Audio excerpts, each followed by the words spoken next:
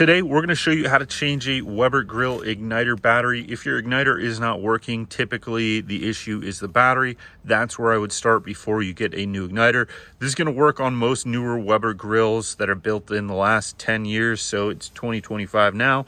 This is going to work for Weber grills that go back even 10 years in some cases. So if you have an electronic ignition Weber grill battery, what you're going to do is go down to the igniter, which is typically located under this corner of the grill. So let's look at that now.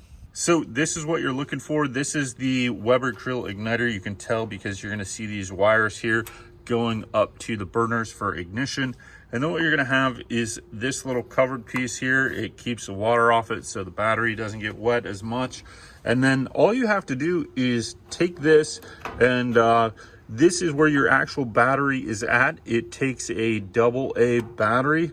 You're going to remove that, and you can see the plus or positive end goes in first. You remove that, you take your new battery. I like to use an industrial battery or a longer lasting battery just so I don't have to deal with it for the season.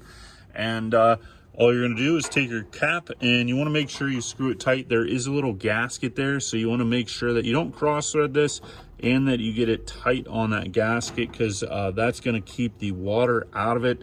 And then your Weber grill igniter should work. So these are a lot more durable than they used to be in the past with the electronic ignition, with the battery powered ignition. And this one was located on the right side of the grill. And just look for the wires. If you can't find it, follow those wires, and that's where your igniter is going to be located.